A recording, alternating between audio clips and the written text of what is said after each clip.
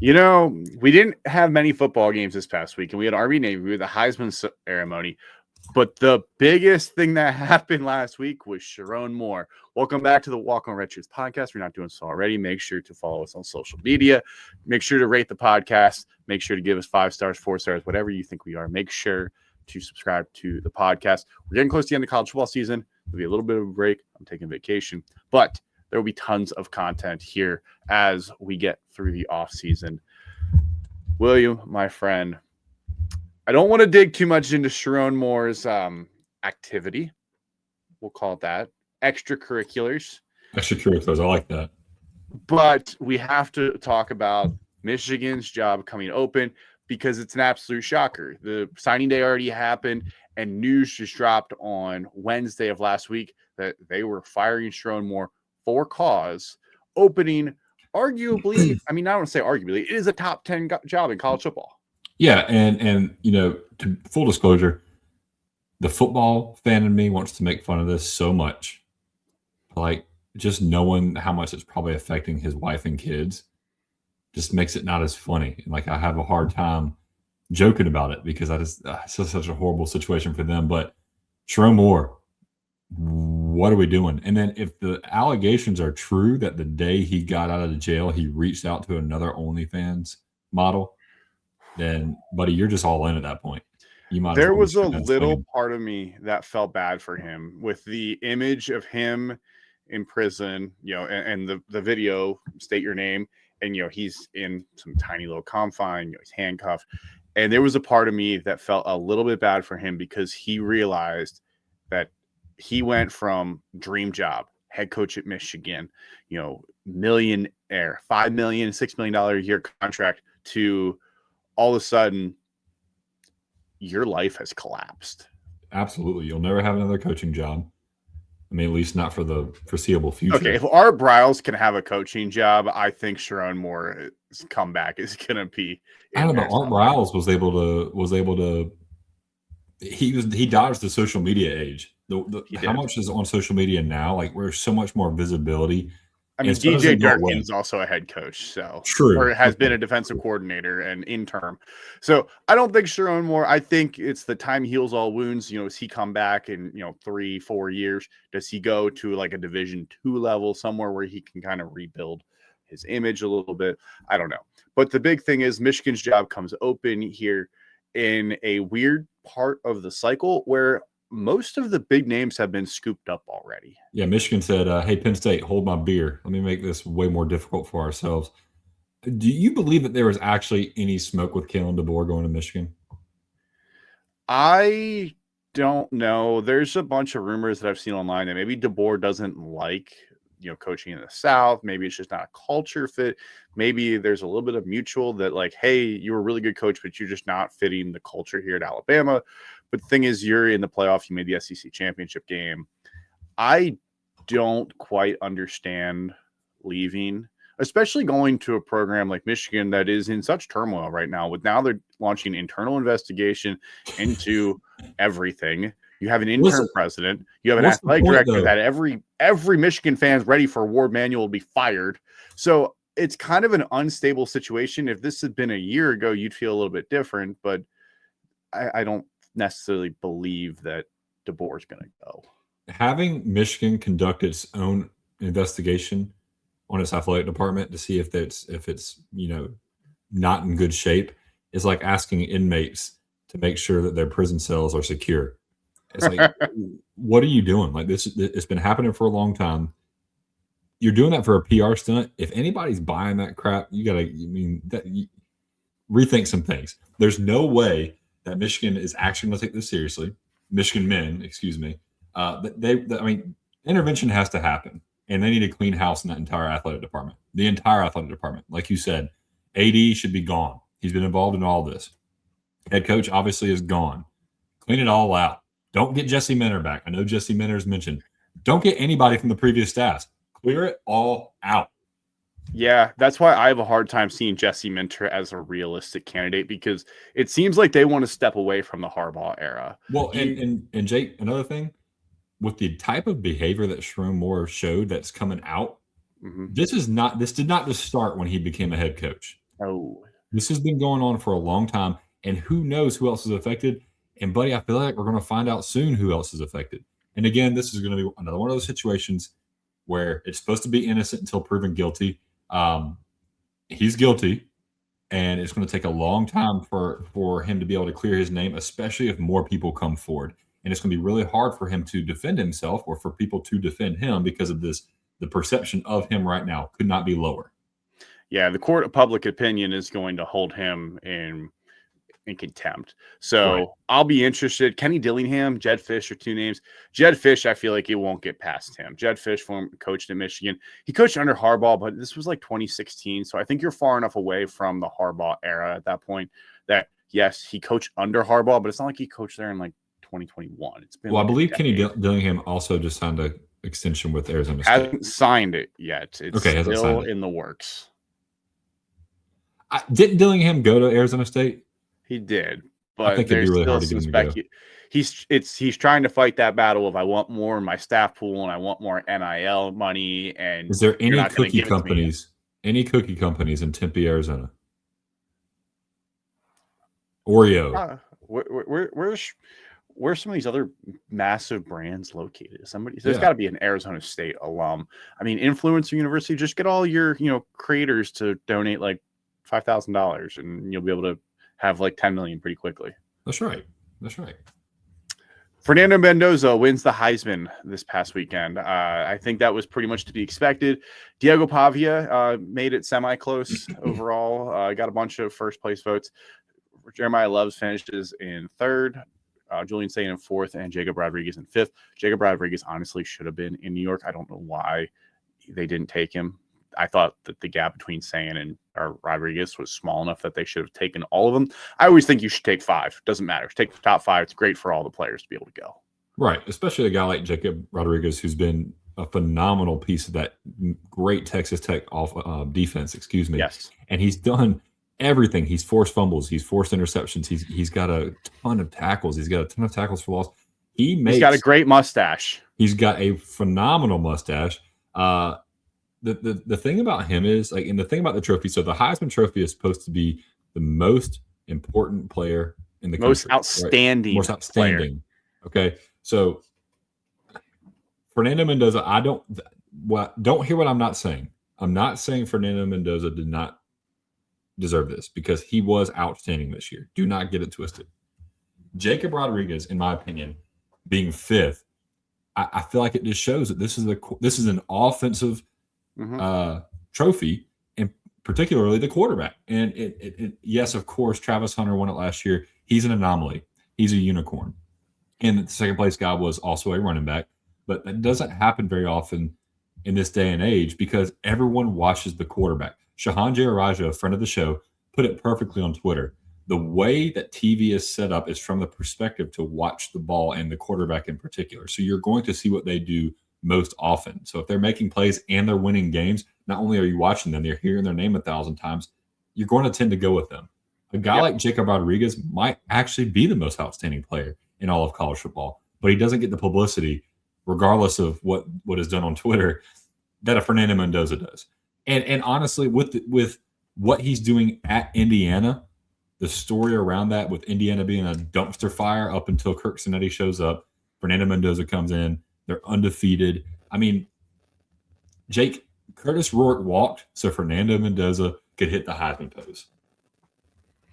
Yeah, you made a really good point there about the quarterback position because I saw one person, they actually put Caleb Downs as their number one, and their reasoning was Caleb Downs does so much stuff when the ball's not even thrown his way to force the ball to be thrown in a different direction that you can be the most outstanding player without actually having the ball in your hand. So, and that's similar to Jacob Rodriguez because he is such a phenomenal athlete that you have to account for where he is on the defensive side of the ball, that you have to account for where he is in the plays he's going to make, even if he isn't the one exactly making the tackle, getting the interception, or forcing the fumble. And you know what's different between Fernando Mendoza, Caleb Downs, and Jacob Rodriguez? Is you have to change and adapt your entire game plan around Jacob Rodriguez or Caleb Downs. You have to. You have to scheme away from them. You can't scheme away from a quarterback, right? You can if he's a runner, you can put a spy, You can make sure your guys, you can bracket them on the defensive ends. But other than that, there's really nothing you can do. Jacob Rodriguez and Caleb Downs make enough of a difference to where offensive coordinators avoid their side of the football and are thinking about those players when they're doing motions, when they're doing tricks, when they're doing some, window dressing to get them to look at things to get them away from the football. That is how good and how much of an impact those players make. So that's why I get a little frustrated when defensive players never even get considered. Because, and I don't want to take away from any of the other guys. I really don't. Jeremiah Love, phenomenal football player. Someone made a great point. His best games came in the worst matchups. Yeah. I mean, when you talk about, he was a no-show against Miami and he was a no-show against Texas A&M. Was he? He wasn't a no-show. He didn't have his best game. Right. Texas well, that's A&M. What I mean. Like he didn't have a moment in those games, if you know what I mean, like a big-time moment that stood out. And was he still hurt from the previous year? Was it a game plan thing? I don't know. But all of his best games came against lesser opponents. Is he one of the best players in the football in football this year? Absolutely. Just like Notre Dame's one of the best teams, and they just happen to get left out. So there's so many things. Jeremiah Love had 147 total yards and 2 touchdowns against A&M. So okay, I'm more talking about Miami than you're right. Good point. Yes. Sorry about that. So he did show up in one of the big games. So I take that point back. That point is null and void. But Fernando Mendoza, you want to talk about having Heisman moments. So everybody looks at his statistics like he's one of the worst statistical quarterbacks in the to win the Heisman in recent history. Jake, like when you go back to the Oregon game, when he throws the pick 6, and then the next drive marches down the field and scores a touchdown to take the lead back. You talk about against Ohio State when he gets gobsmacked, by I think it was Caden Curry. Was it Caden Curry? Yeah, just absolutely annihilates him. Goes out of the game, comes back in, and plays very well. The dude's tough. The dude makes plays. He's not afraid of the moment. You talk about Penn State. When his back was against the wall, he makes a hell of a throw in the back of the end zone, and his receiver makes a magical catch. Don't take away from Fernando Mendoza trying to prop up everybody else. And then also, I know we're probably going to bring this up at some point, Diego Pavia. We got to do better than that. Well, before we go on to him, my personal thought was Fernando Mendoza's Heisman moment wasn't even a touchdown. Fernando Mendoza's Heisman moment was when it was 3rd and long against Ohio State, Big Ten championships on the line. If you get a first down, you win the Big Ten championship. Not only do they air it out, they throw a 30 or 40-yard pass to Charlie Becker, and Becker makes a great play. But that's a fantastically thrown ball that in the biggest moment, you put the ball in Mendoza's hand to let him make a play. And he didn't throw it to Omar Cooper. He didn't throw it to Surratt. He threw it to who? Charlie Becker. Exactly. Who scored against? No, he had a big catch. He didn't score. He had the big catch against Penn State down the sideline. So Becker had some big moments this year, but Becker only he's not the name in that receiving corps. Although Becker averages 20 yards a catch, which is kind of insane. He has 26 catches for 515 yards. It's kind of an insane stat. Real quick, Charlie Becker against Ohio State, 6 catches, 126 yards. Wisconsin, 5 catches, 108 yards. Penn State, 7 catches, 118 yards. Maryland, 1 catch, 52 yards. This man, in those 4 games, had at least 1 catch of 48 yards or longer. In 3 games, he had one more than 50. So this dude, showed up in the biggest moments for them this year. But anyways, yes, to me, that the Heisman moment for Mendoza was the pass with under 3 minutes left in the game to Charlie Becker down the sideline to seal the victory over Ohio State. Like that, to me, that was his Heisman moment. Yep. All right, Diego Pavia. I don't want to spend too much time on this, but the internet's been blowing up about it. Obviously, he was salty that he didn't win. Said F all the Heisman voters, F Indiana in his clubbing afterwards. I mean, it's not a good look. It's not. No, it's probably happened before. He is one of the most polarizing figures that everyone's watching, and we're in the social media era, right? You can't do stuff like that. Plus, when you say F all the voters, how do you think the guys feel that voted you first? You were second for a reason, buddy. I get it. You're mad. You're probably a little embarrassed because you talked your talk and it got to the moment. And dude, no one expects you to even be in New York. I mean, coming in second is a huge accomplishment. And I know that sounds, you don't want to hear that, You're the second best player in the Heisman voters' eyes in the entire country this year. That shouldn't be something you're mad about. I mean, that's that's an honor. It's an honor to be up there. Yeah, he's disappointed, but you got to be a little bit better than that. You got to be a little bit better than that. Do you know how incredible you have to be to finish second in the Heisman voting? Finish second. Trust me, I know.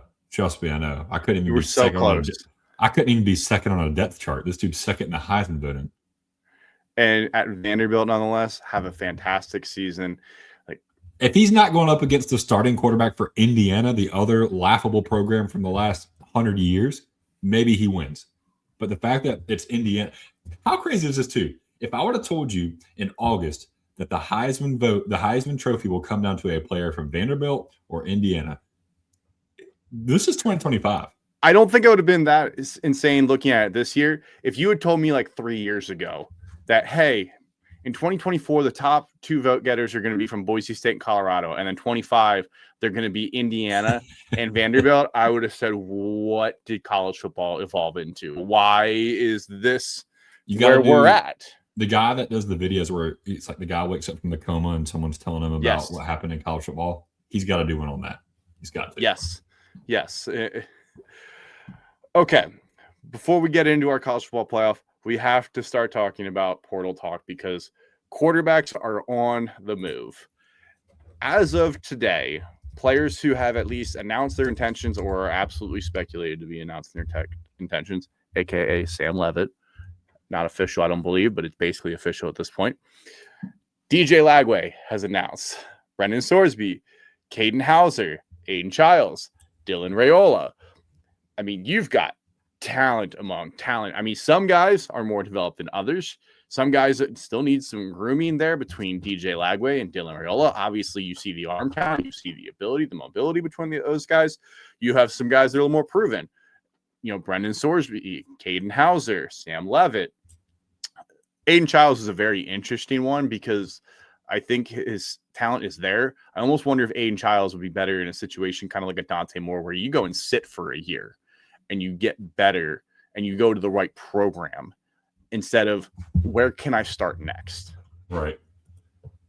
Because if Aiden Childs goes to an SEC program, let's just say Aiden Childs ends up at Auburn or Auburn sounds right.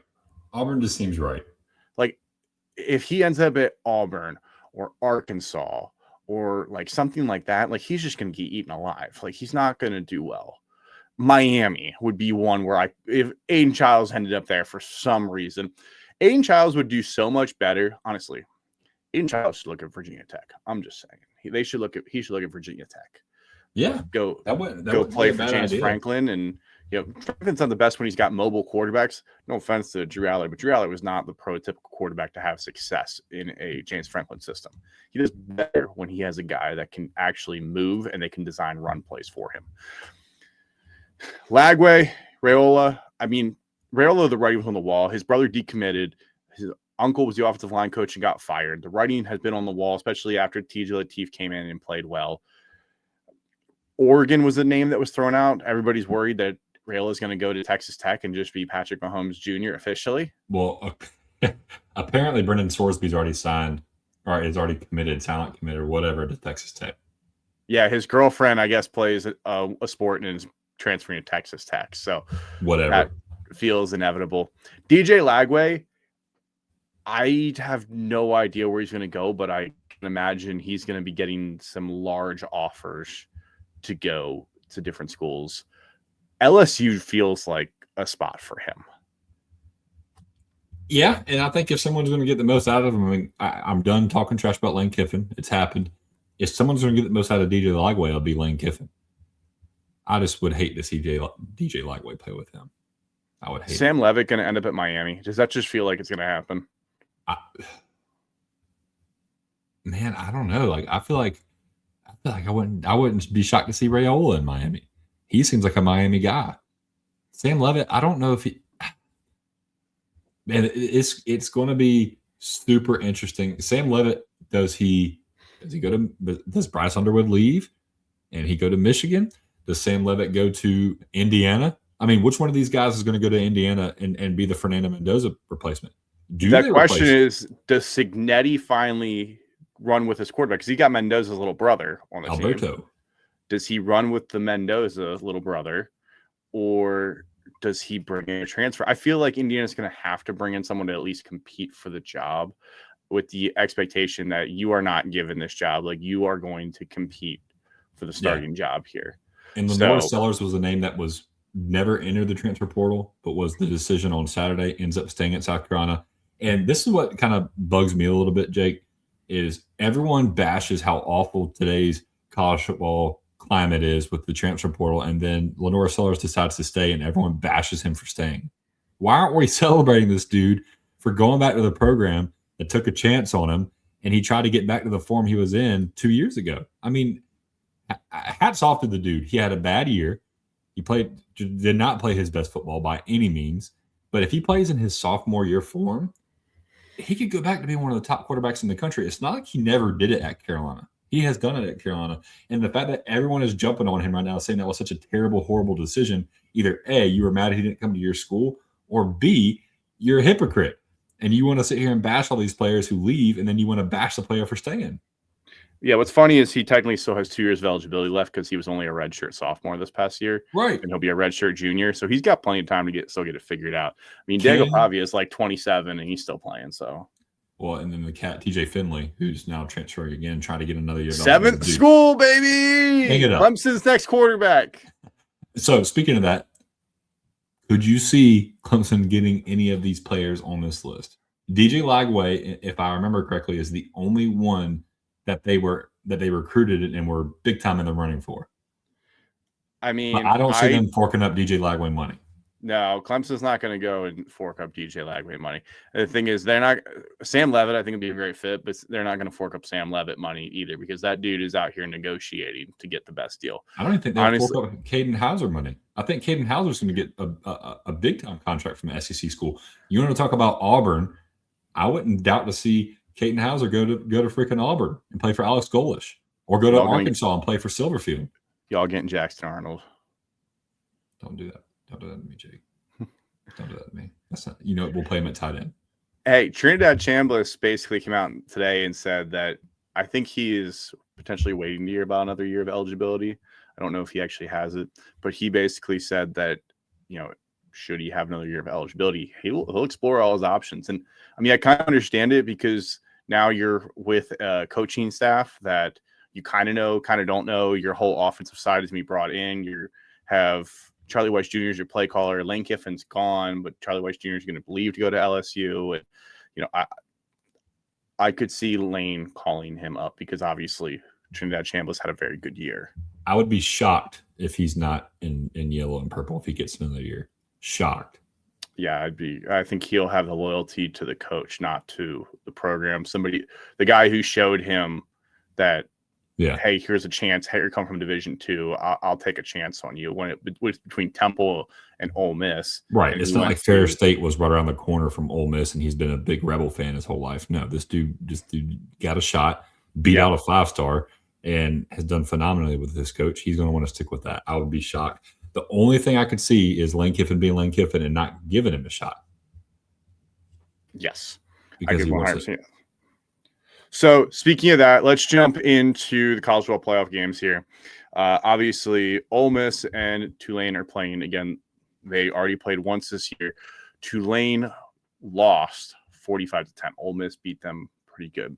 And I saw some conversation. I posted this on Twitter, and someone said that, this game was actually closer than it was. And I'll be honest, I went and rewatched the highlights, the 15-minute version of the highlights. And I was not impressed with Tulane rewatching this game. Jake Retzloff didn't have a completion until the second half. He started the game 0 for 9. Brennan Sullivan had a completion in the first half.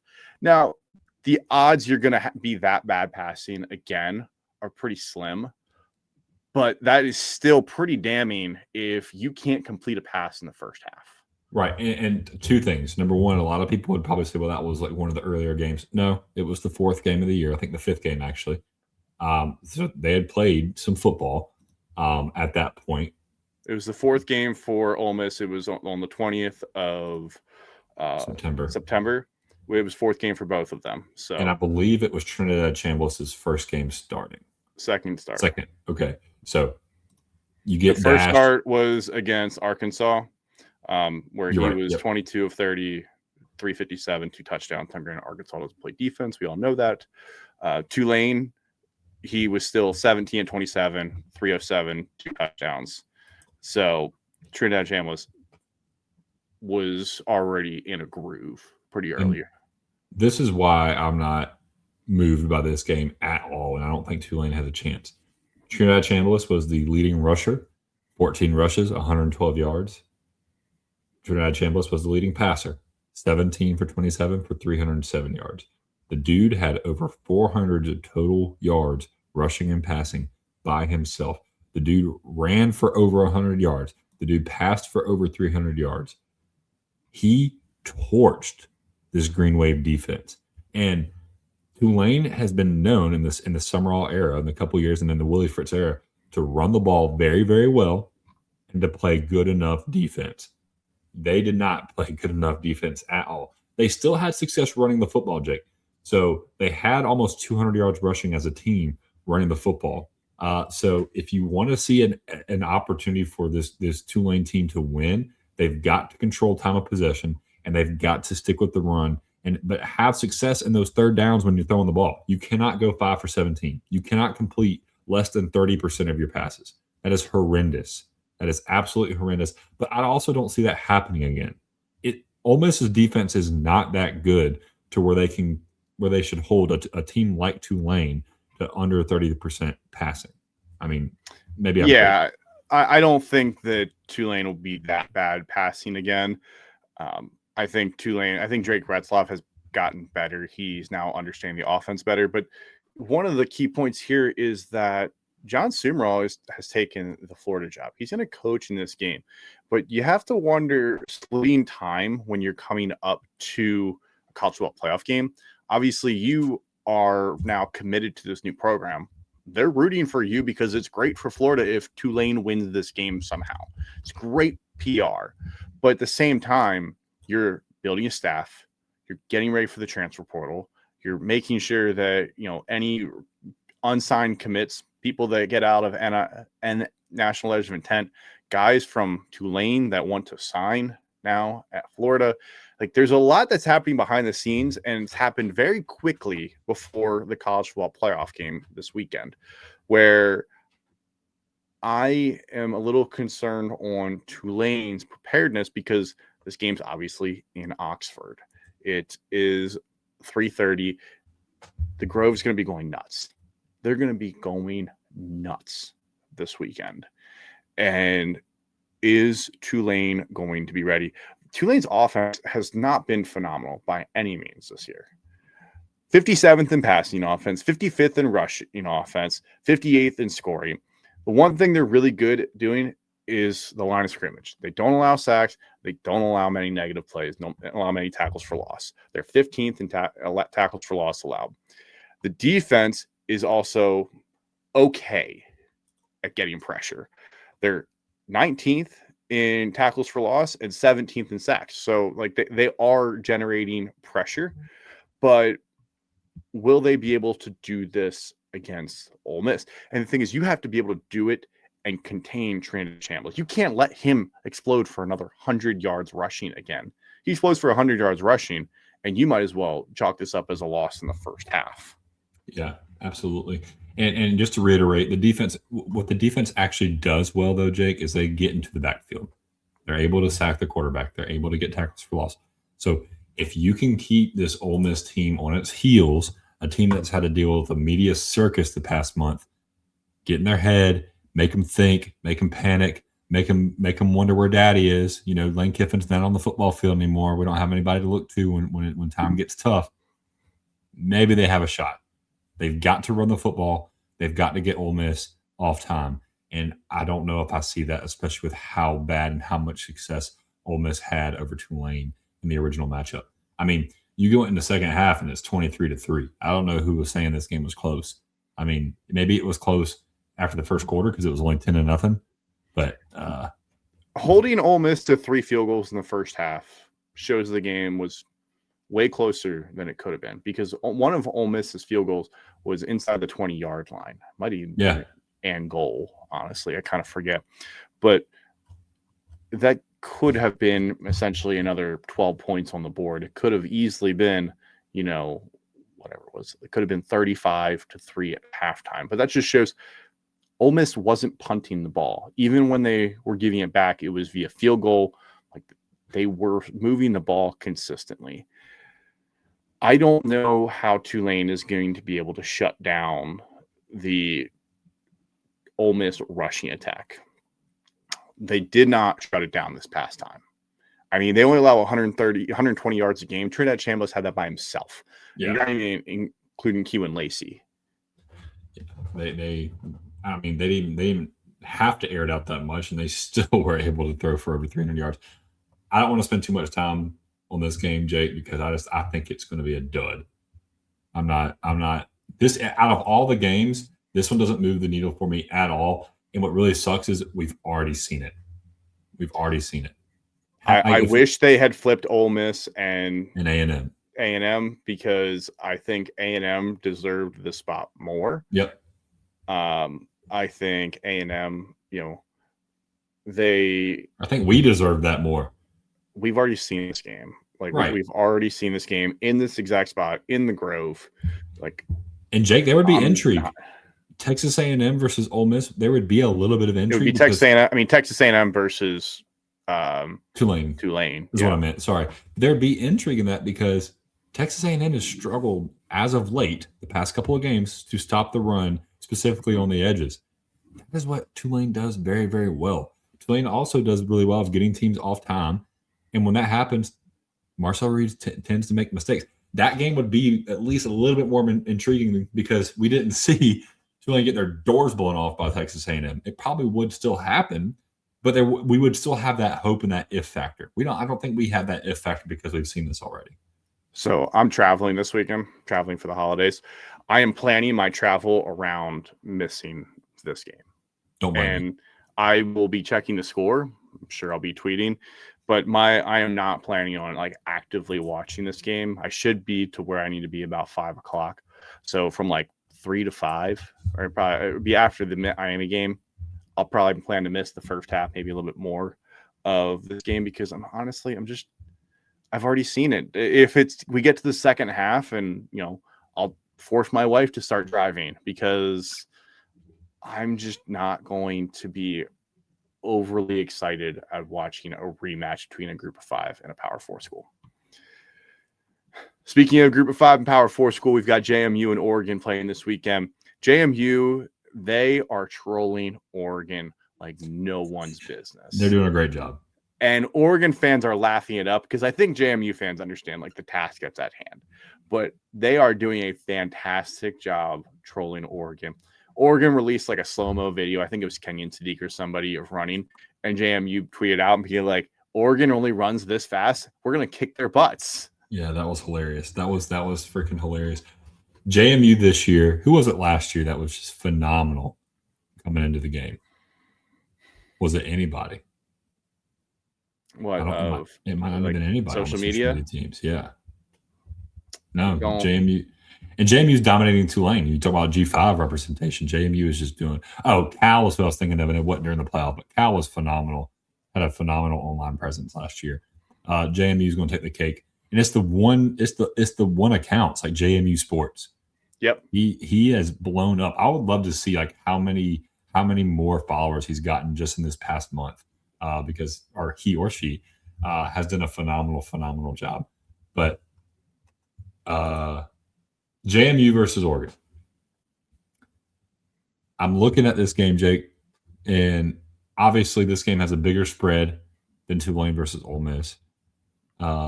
It's got Oregon, who's more consistent, more balanced than Ole Miss. Tulane, I think, is a better football team than JMU. However, this game still is more intriguing to me because of what we've seen from Bob Chesney. And again, another G5 coach that's leaving their program coming into this game. JMU runs the football very, very, very well. The teams that have been able to give Oregon struggles have been teams that have been teams that can run the ball very, very well. You think about Penn State, you think about Indiana. The teams that have taken them down the wire, Iowa, are teams that can run the football very well. Now, Oregon does have the 20th best rush defense in the country, but when teams get success running the football against them, they struggle. They really struggle. If JMU can run the football with the 5th best rushing attack in the country, now, granted, they've played one of the weakest strength of schedules in the country. However, you can't control that. Running for 245.7 yards per game is difficult. I don't care who you're playing. So, and almost 5.6 yards per carry. So, if JMU is going to have a chance against this Oregon team, Jake, they've got to be able to run the football. And I think they will. I think they'll have a little bit of success. I mean, honestly, I wouldn't be shocked to see JMU cover. I don't see them winning, but I would not be shocked to see them cover. I thought you were about to say you wouldn't be shocked if JMU wins this. I mean, that would shock everybody. I'll be very shocked. Big thing for me here with Oregon is they're getting healthy. Like they're getting healthy at the right time. And Decoria Moore should be back. Gary Bryant Jr. might be back. And Evan Stewart might make his season debut this weekend against JMU, which to me, when you talk about long-term for the playoff, that's huge. Well, plus, Kenyon Sadiq, De'Aaron Hill, Jordan Davison, Noah Whittingham, like there's talent all over the field for Oregon on the offensive side of the ball. Like they can match up with anybody offensively when you talk about the skill players because of who they have when they're healthy. The problem is they have not been healthy, especially the latter half of the year. Kenyon Sadiq was banged up. Corey and Moore missed games. Gary Bryant Jr. missed games. Like they were depleted in certain areas and relying heavily on the running game. Dante Moore, kept this offense running. But now, to me, this is – if you want to see a team potentially go on a run like Ohio State did last year, I think Oregon is the closest potential team to that. Yeah, I agree. And I'm looking at this Oregon team, and anytime they've faced a team – I mean, again, I said it with the rushing attack, but anytime they face a team that can match up with them in the talent-wise, like, talent ranking-wise, they haven't been great. Yes, I mean, it goes under the wire, but they haven't been blowing those teams out. So I'm very curious. Now, obviously, JMU is not in the stratosphere as Oregon. But Oregon is one of the most confusing teams in this field, in my opinion, because you really don't know who you're going to get. I would put Oregon and Ole Miss kind of in a similar realm because you've seen both those teams struggle against bad teams or lesser teams. Ole Miss with Washington State, Oregon with an Iowa with a Penn State. But you've also seen them go in there and just blow the doors off people. So I'm very curious as to what Oregon team we get, especially if they're all healthy. Now, if there's a game in which you want to bring your guy back who hasn't played all year, Evan Stewart, this is the game to do it because you can ease him back into it. It's not like you need him to go out there and make plays. So I think if we do see Evan Stewart, it'll be very limited. I think if they do anything, it'll be like one of those celebrational. He'll be on a snap count for sure. Correct. And it'll be like one of those celebrational, hey, watch him walk out there with the ones, get a snap in, run a play. Maybe they throw a little screen to him, get him hit for the first time, walk him off, and don't let him play for a little bit. Because the worst part about being hurt for a long time and not playing for a long time is the first hit. Once you get that first hit under your belt, you can rock and roll. You can trust your body, and you can get in that rhythm of just getting your teeth chattered. I could see Evan Stewart playing 15 snaps, getting 2 or 3, targets throughout the game. Yeah. Some run blocking in there. And, I don't think it'd be the first drive. I think you need to get moving a little bit because you don't want him to, be getting acclimated again. And all of a sudden it's a drop. It's a missed block. A guy who hasn't been playing with the ones really at all this year. But to me, when you talk about the long term for this team, having Evan Stewart back, if you're going to proceed into the future rounds, having a guy like Evan Stewart is an absolute game changer. It'll be huge. And like honestly, like you never want somebody to get injured one of the best things that could have ever happened to Oregon was having him get hurt, because then they had to rely on these other guys. We might not know who a Gary Bryant Jr. is if Evan Stewart doesn't get hurt, because Yeah, we would. He's like a 6-year senior. Right, but he wouldn't have been the name that he was this year. He had to really step up this year and be the guy opposite of DeCorian Moore. So he wasn't going to be the 2. I think he might have been the 3, maybe even the 4th target when you think about Sadiq. So Gary Bryant Jr. has like 1,500 career yards. I would say people knew who he was. But he made a massive impact this year. I don't think he would not have been the massive No, he would impact. not have been it would have been Evan Stewart and DeCorian Moore as 1 and 2. Right. And he'd be the afterthought. But he's been able to step up, and you've given him meaningful reps. Now you really can't game plan around any of these guys. Obviously, you're not going to game plan around an Evan Stewart who's hurt, coming off an injury. But now you have to at least keep him accountable. And then Sadiq is one of the best tight ends in the country. You better have a game plan for him. And that's the biggest difference in this game is Sadiq against this JMU team. They don't have anybody who can cover that tight end. I mean, there's not many people in the country who can cover Kenyon Sadiq. No. There's not many people who can. And JMU, I mean, this is an awfully tall task. You have a night game in Autzen on Saturday night in a playoff game, cross country. Your head coach is leaving for UCLA. You haven't played anybody even close to this talent. The closest you've gotten is Louisville, and you lost by 14. You kept it competitive overall, but nowhere near this talent level. When you talk about, you can't, even if you somehow take Kenyon Sadiq out of the game, there's so many other players involved. You've got the 3-headed monster at running back. You've got receivers galore. I mean, they've got guys in the 4th and 5th, Jeremiah McClellan, and it goes even deeper, Jamari Johnson, guys who can still make plays no matter how deep you go on this, where assuming Oregon wins, the matchup with the Texas Tech defense is going to be phenomenal. Absolutely phenomenal. Watching Jacob Rodriguez guard Kenyon Sadiq, oh my goodness. Yeah, it's going to be beautiful. I agree with you. Oh my goodness. I think we're both agreeing. We'll go to the spread here later, but I both think we believe that Oregon's going to win this game. Yeah. I think I have a hard time seeing JMU pull the upset. If JMU pulled the upset, this would be the greatest upset in the last 10 years, probably. At least. On the scale, winning a college football playoff game. Oh, yeah. Yeah. I agree. Just the magnitude of it, of knocking Oregon out of the playoff, the 5 seed. You're ranked, 23rd, 24th, or whatever JMU is technically ranked. And you needed an ACC upset to get in. You're a 3-touchdown underdog. I mean, this would be one of the biggest upsets in college football history, let alone, it'd be the biggest upset in the playoff era as well. The only thing that would rival it would be Boise State, Oklahoma. I mean, that was 2006. Are you talking about postseason? Because App State is definitely above. No. Yeah, with the weight, because App State beating Michigan, there was no really weight to that game, and Michigan ended up being a bad team that year.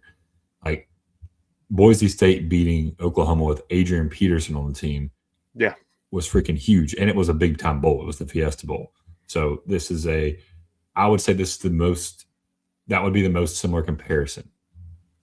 Yeah, I'm trying to rack my brain. Had Cincinnati beat Alabama in the 14 playoff a few years ago, that would be in there too. They didn't. Let's jump over to Alabama versus Oklahoma. This game, I think this is going to be an ugly game. I think this is going to be a very ugly, low-scoring game. You listed the over-under here at 40.5. Yeah. 40.5. We're talking about maybe 5 touchdowns are scored. Like a 21-14 game, and I really think it's going to be under that. Yeah, it's going to be deplorable.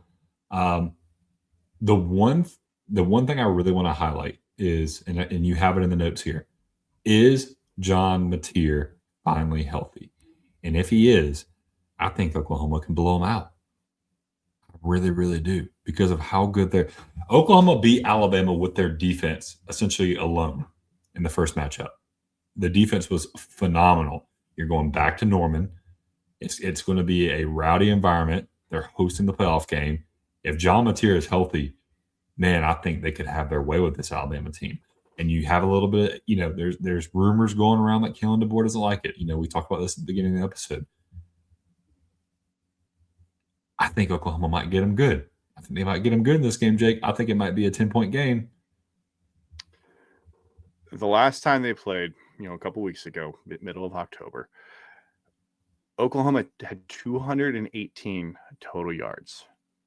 Oklahoma had 280 total punting yards. They punted for 60 yards more than they had on offense. John Mateer was 15 of 23 for $138. They ran the ball 28 times for 74 yards.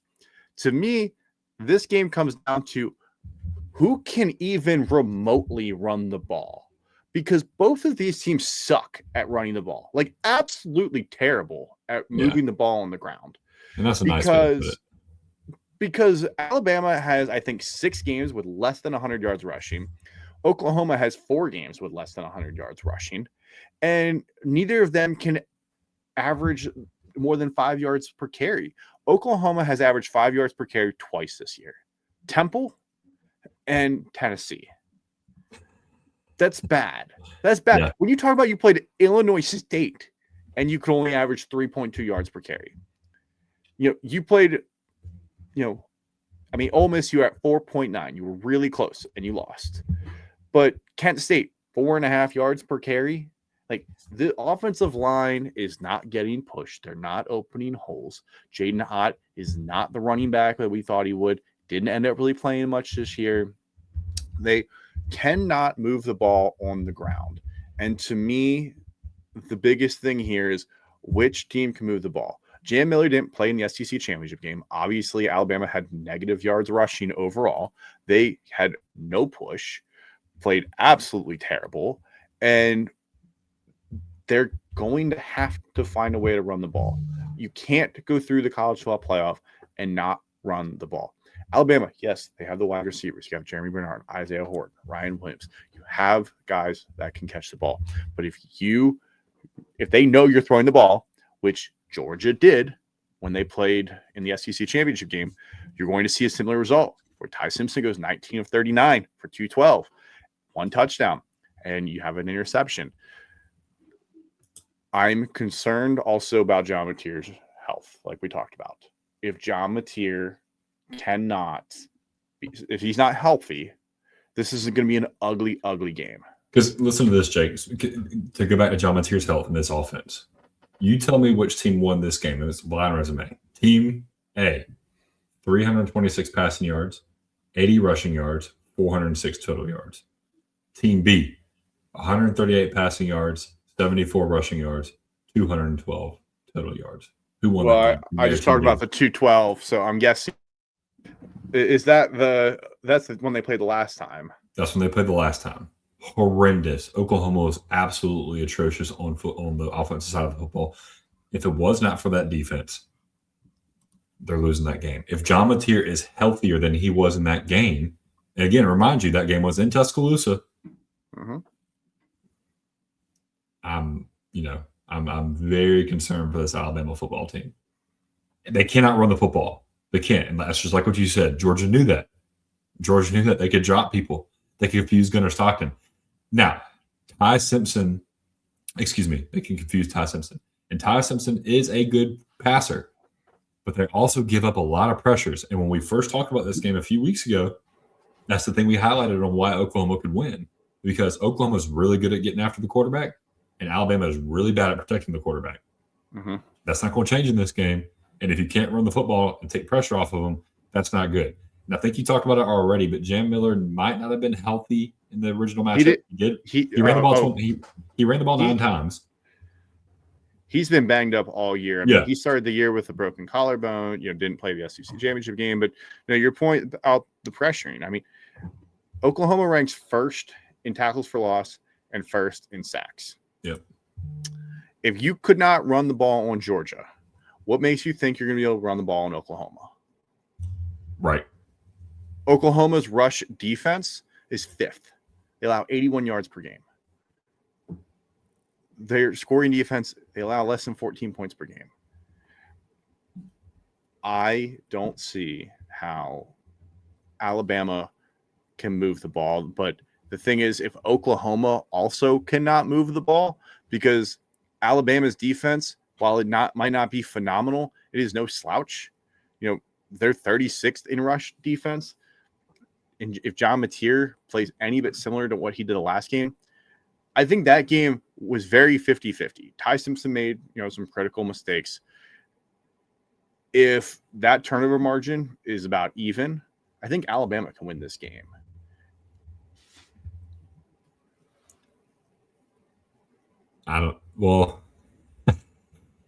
Alabama can win this game. Alabama could pull Ohio State and get the run game going and go on a tear. They have that kind of talent. I don't think they can go on that kind of tear with the running backs, though, because no offense, but Quinshon Judkins and TreVeyon Henderson were top 2-round picks. Yeah. I don't know if any running back on this Alabama staff. I don't know if Jam Miller right now is a 2nd-round draft pick.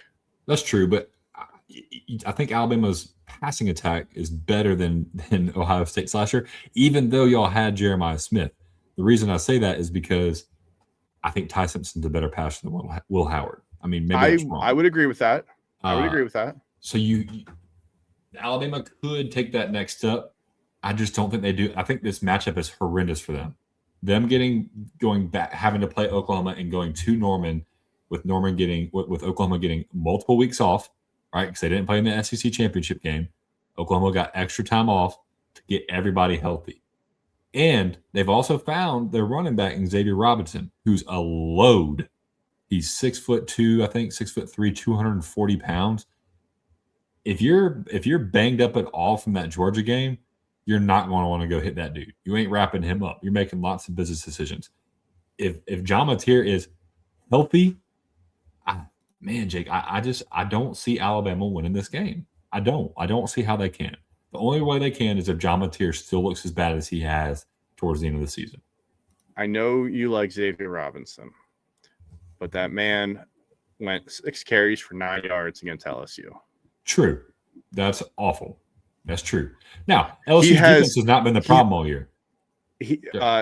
Xavier Robinson has 2 games of over 100 yards rushing.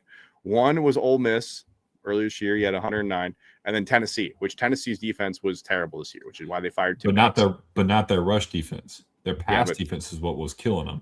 So the fact they were able to run against Tennessee is not too shabby, in my opinion. Against Alabama last time, he was 10 carries for 34 yards. Not great by it, really. No, absolutely. Means. You're right. You're right. But that was a long time ago. That was last month. 3 games ago. I like David Robinson. You're not going to slander him. I just am not sold on this Oklahoma offense. And I really think that whoever wins this game is going to get knocked out by Indiana, because neither Alabama or Oklahoma are complete teams. Because I don't think Mateer is going to be 100% healthy. If he's healthier, that's one thing. But I don't think he's going to be 100% healthy. And then you get to play this ferocious Indiana defense, who also has an offense that can score. And I don't think either team that wins has a shot to beat Indiana. I agree with that 100%. You know what? No, I don't. No, I don't.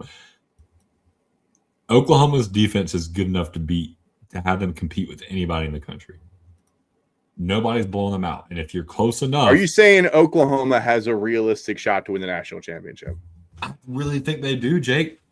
I really think they do. It's a far shot, but I would not be shocked to see them playing in the national championship game. Do they have a better shot than any team ranked ahead of them to win the national championship? Are they 8th? They're the 8th seed. That means they have a better shot than Ole Miss. Texas A&M... They're even with Texas A&M. If Texas A&M goes off, they could beat anybody in the country. Oh, your dog scared the crap out of me. Oklahoma is so good that defense is going to keep them in any game. So all they have to do is make the big play here and there and edge somebody out. I think that defense is good enough to beat anybody in the country. They've proven that. They're 10-2. I think Oklahoma has a worse shot to win the national championship than Alabama. That's actually what's crazy. That's actually a good take. Even though I think Oklahoma was going to beat Alabama, if Alabama beats Oklahoma, then yeah, I agree. Which obviously that would be the case. I know the whole thing of defense wins championships, but you have to score points somehow. And until Oklahoma proves to me that they have an offense that can actually scare some people, I'm not sold on it. If you look at the teams that made the national championship last year, between Notre Dame and Ohio State, both of them had a really good defense, but had offensive playmakers that could scare you. Guys who, the thing is, in the playoffs, there are guys who step up that we didn't think about. Jaden Greathouse, didn't see him at all this year, played phenomenally in the semifinal and the national championship game. There's going to be guys that step up in this playoff that people go, I have never heard of him, or he has played very seldom on their own team. So a guy like Xavier Robinson could 100% step up and be a household name by the end of the year. Isaiah Satenga, if you're not afraid of him, he can take the top off of any defense. Satenga, excuse me, not Satenga. I think Isaiah Satenga has the ability to be that guy. I don't think Xavier Robinson can. I just really like watching him play football. I mean, watching a guy that's 240 pounds play running back, and he's 6 foot, not 6'2". He just plays like he's 6'2". That's Paul Bunyan reincarnated to play football. That's my boy. All right, let's talk about the biggest game of the weekend here, which unfortunately is at noon on Saturday. They really screwed up this scheduling. They really did. Why? How did they get that draw? I don't know. It should have been the Miami game Saturday night. Obviously, Oklahoma, Alabama Friday night. Should have been noon with Ole Miss and Tulane, and then 3:30 with Oregon, because obviously the West Coast game. Yeah. It should have been the night game in College Station, and it should have been the night game in Norman. I don't know why they screwed that up, but here we are. It would have been way better if this was the night game. But anyways, we have A&M and Miami playing on Saturday night. This is the best game. So when I was going and looking at the stats, these teams are honestly similar in a lot of aspects. Sacks allowed, Miami is 7th. A&M is 11th. Tackles for loss allowed, Miami is 5th. A&M is 1st. Both have a good offensive line. Defense, Miami is 17th in sacks. A&M is 1st. Miami is 23rd in tackles for loss. A&M is 3rd. Both have really good defensive lines. The line of scrimmage is obviously one reason why these teams are so successful. When it comes to passing offense, I forgot to put A&M's in here, but A&M is pretty good. Obviously, Marcel Reed can sling it around. Miami is 19th. Oh, my bad. I'm missing passing defense. 34th, and A&M or Miami is 19th. The big difference is Miami struggles to run the ball. They're 77th. They're 150th. A&M is 25th, almost 200 yards per game. Now, the difference is actually about 40 yards per game, so it's not anything like outrageous. It's not like one team averages like 100 yards more rushing per game than the other one. Miami's a better passing team than a rushing team. A&M is a little more balanced, but obviously heavily relies on the run. Marcel Reed contributes to that a lot. When I look at this, one of the key stats in this is the turnover margin. Miami is +9. A&M is -7. But when you look at Miami's stats this year and look at their losses, Miami only had 11 turnovers this year on offense. 6 came in their 2 losses between SMU and Louisville. And all 6 were interceptions by Carson Beck. Wow. And think about it, Carson Beck should have had another one in the Louisville game. There was one that was called back. Yep. Carson Beck, to me, the key is has to take care of the football. When he takes care of the football, that offense is humming. And what's crazy, you talk about how similar these teams are. What would you say the biggest bugaboo is on Texas A&M's offense? It'd be Marcel Reed's inconsistency. I was to say the offensive inconsistency at the quarterback position. So these teams are so similar in that aspect. I think the rushing attack is what's going to change this game. You know, you said it earlier. Miami is 77th in the country in rushing yards. A&M is 25th. They have been able to run the football on anybody. It's in College Station. Defense travels, and so does running games. If you cannot run the football, Miami, you're going to make mistakes. Now, this Texas A&M team, defense particularly, has been picked apart at times. Remember, Notre Dame scored 40 on them. South Carolina scored 27 in the first half. Had it all in the first half, nonetheless. Yeah, so I mean, they're very boomer bust. Texas was able to get success running the football on them. So if Miami is going to struggle running the football, it's over. But if they can get some success like the Texas team did, this could be a very intriguing game. I don't like the matchup of Miami's defensive backs against Texas A&M's receivers. You know, you talk about when a Marcel Reed is inconsistent. I don't see them covering Casey Concepcion and Marcel Reed, not Marcel Reed. Oh my gosh, why is his name slipping my head? Mario Craver. I don't see him guarding those two guys consistently. I don't. Ruben Bain is going to have a hell of a game. I think he will. I think he's going to put a lot of stress on them, but Marcel Reed is athletic enough to make Ruben Bain have to work his tail off. If Ruben Bain gets in the backfield, he's going to be doing some extra running, trying to track him down. Going to have to go get some oxygen after. It's going to be a very, very, very, very, very.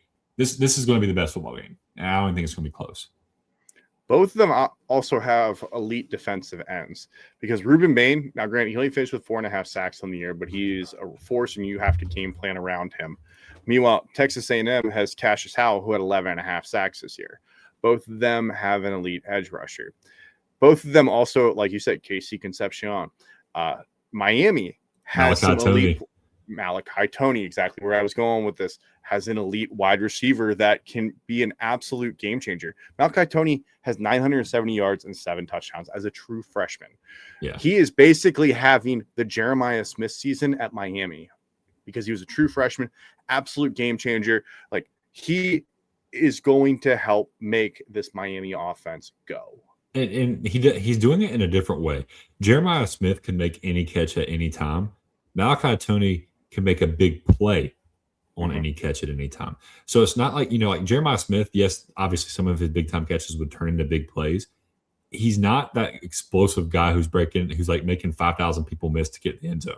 Jeremiah Smith is just making you look like you're a little boy on an elementary schoolyard while he catches Jeremiah the ball Smith over will you. route you up and put you on skates, and it looks like he's wide open, but really he did all his work at the line of scrimmage. Correct. Malachi Tony is the slippery, elusive wide receiver that he can take a 5-yard slant, make 6 guys miss, and make it a 35-yard gain.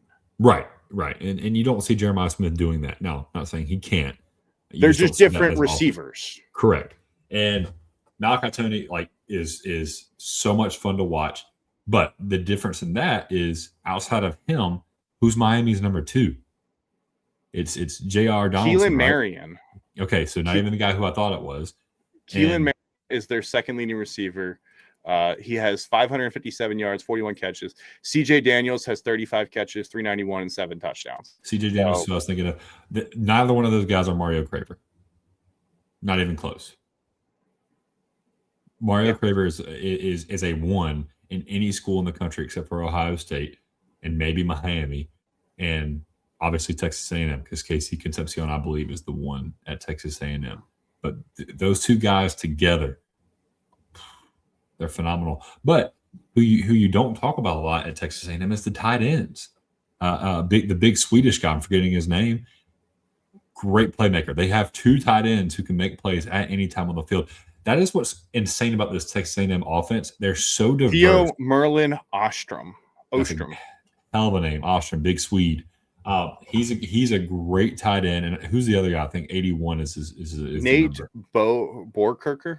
Yes, both those guys, great playmakers. You cannot key on someone in the passing game and expect to win this game from a Miami perspective. Now, looking at these even more, so the leading rusher for A&M, Ruben Owens. Owens has 618 yards, 5.5 yards per carry. Mark Fletcher has 685 yards, 4.9 yards per carry. Both of these teams, they are so eerily similar, but they they have some very small differences that are going to absolutely make the difference. A&M with their wide receivers just possibly being better, but Malachi Toney possibly being the best playmaker on the field at any given time. Right. And the other big difference is when Carson Beck has a bad game, he's turning the ball over 100 times. When Marcel Reed has a bad game, he's just throwing a hell of a lot of incompletions. Yes. Yeah, Marcel Reed's bad games are him going 19 of 39, and Carson Beck's bad game is throwing 4 interceptions in a loss. But also completing 30 passes. Yeah, being 30 of 45 for 290, but 4 interceptions. Yep, because that's spot on. Those turnovers are usually very costly in very important situations. So I don't know who's going to come out of this game because there's some obvious flaws for both teams, but there's some real chances for them to succeed. And I think this game is going to be won in the hands of the quarterback. I don't see either team going out there rushing for 200 yards and winning the game on the ground. I think we're going to see the ball get aired out probably 70 times on Saturday. Like I think I could really see Carson Beck throwing the ball 40 times and Marcel Reed throwing it 30. Yeah. What's the over-under in this game? 51.5? Take the over. Take the over. I think I know that both of them play good defenses, but I think the offensive skill players on both these teams. Miami's offense has started humming the last couple of weeks. Now, granted, they have not played any bit of like serious defense. Pitt has been the best defense. Virginia Tech, NC State, Syracuse, none of them by any means are phenomenal defenses. But Carson Beck has thrown for 261, 367, 335, 276, and has thrown a bunch of touchdowns. And he also has only thrown 1 interception since the SMU game. Now, one of the biggest highlights, Miami has struggled against defenses that force turnovers. SMU and Louisville are 2 of the top teams at forcing turnovers, specifically in the passing game. A&M does not force turnovers at all. A&M does not force turnovers. So if you want to give Miami an edge, is they have not been able to get quarterbacks to turn the ball over. So that's going to be a big highlight. For me, the winner of this game is whoever runs for the most yards. I think both passing games are going to have success. Whoever is most consistent in the running game is going to win this football game. Yeah. I could definitely see that happening. So before we get out of here, let's do our predictions for the playoff bracket. So first off, let's go through the first round. Who do you have winning the 4 first-round playoff games? I've gone back and forth, but the first 3 I have not. Oklahoma, Oregon, Ole Miss. I'm very confident in those 3 games. I've gone back and forth between Texas A&M and Miami. Jake, it's been so long. I've been fighting so hard on my anti-Miami stuff. I can't jump off the bandwagon now. So I got to go Texas A&M. I flipped at the last minute. I just trust Texas A&M's running attack a lot more than I trust Miami's running attack, and I like the playmakers, just like we talked about a couple minutes ago. I'm taking A&M. What we talked about, I don't trust Carson Beck. I just don't trust Carson Beck to make the plays in the big-time moments right now. I think the stage is going to be too big for him, even though he's played on some of the biggest stages. I think he'll hear the whispers. I like Ole Miss. I like Oregon. And we're doing these against the spread. So you like these against the spread? Oh, hold on. What's the spread? It's Texas A&M minus 3.5. Yeah, I'll take A&M minus 3.5. I'm going to take Alabama minus the 1.5. I'm going to take Oregon to cover that 21. And I like Ole Miss to cover that 17. I'm taking all the favorites this weekend. I would take JMU plus 21.5 and bite my tongue and hope I make some money. But straight up, I'm taking Oklahoma, Oregon, Ole Miss, A&M. So when we get to the second round, I'm taking Oregon over Texas Tech. I'm flipped on that taking one. Indiana over Alabama. I'm going to take Ole Miss over Georgia. I don't know what it is. Oh, well, I don't know Ole what Miss it has beat is. them already, haven't they? No, Who won the Georgia first? beat Ole Miss earlier You're this right. year, You're and right. You're right. it was an 8-point game.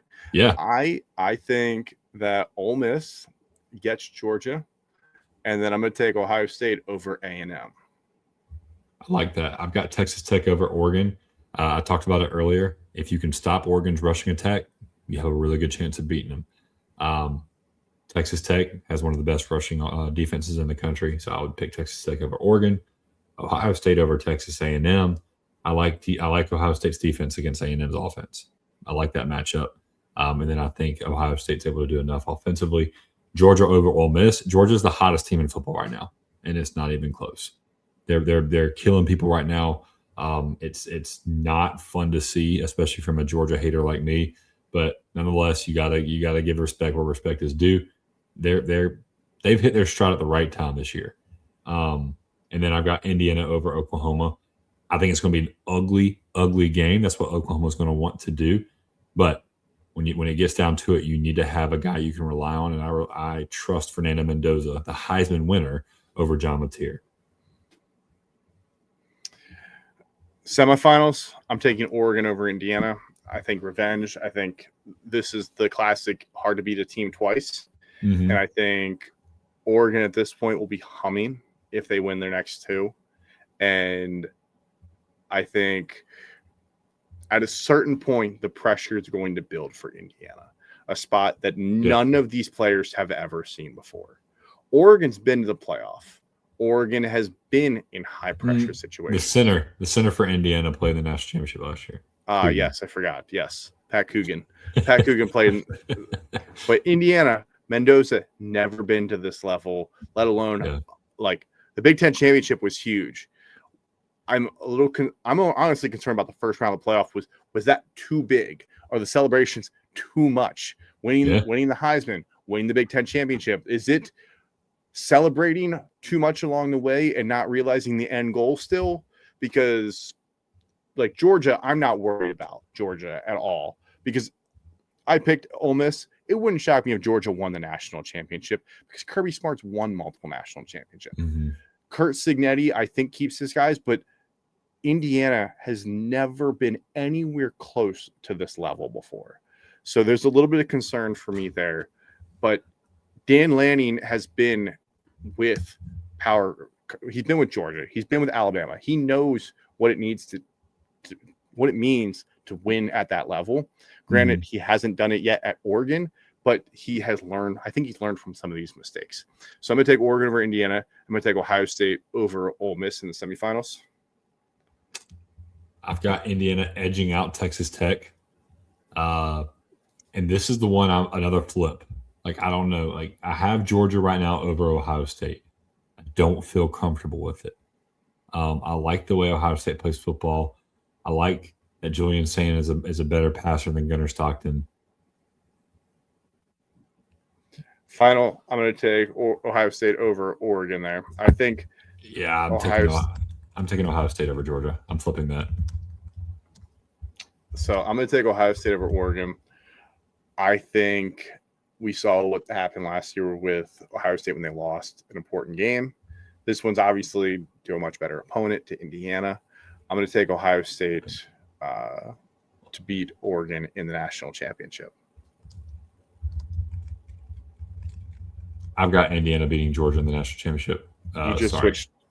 I'm going back. I'm not going to switch. I'm not going to flip it all myself. I got Indiana beating Georgia. I got Kurt Cignetti just finishing the complete season for Indiana, the dream season. They're going to make a movie about this season, just about his tenure in general over there in Indiana, in Bloomington. I like Georgia. Like I said, if you want to talk about who's the second hottest team, it's Indiana. And I like Fernando Mendoza more than I like Gunnar Stockton. And I like Omar Cooper and Elijah Surratt more than I like the pass catchers at Georgia. Think about Zachariah Branch, and the next guy is who? Oscar Delp? I don't know. So Nate Frazier is a really good running back, but Indiana's got two of them they can roll out there and do a really, really good job. So I like Indiana's defense. They've proven they can compete. They proved that against Ohio State. They proved that against Oregon. They proved that against everybody they've played this year. So give me Indiana to win it all. Sometimes you just got to go chalk. Sometimes you got to go chalk. Well, that does it for this week's episode. We previewed the college football playoff first round, plus gave you our picks for the college football playoff. We will be off next week traveling for the holidays, but we will try to get an episode back in before the second round, quarterfinals, with the games on New Year's Eve and New Year's Day. Make sure to go enjoy the first round of the college football playoffs. Go and subscribe to the podcast. Make sure you're following us on Spotify, Apple. Go give us a rate, 5 stars, 4 stars, whatever you think that we deserve. Go. It helps us out for sure. Subscribe to us on YouTube. Follow us on social media, Twitter, Instagram, Facebook, wherever you get your social media content. Make sure to go follow us. Go follow Will at Walk on Moose on Twitter. With that being said, we'll see everybody again in 2 weeks for our next episode. See you.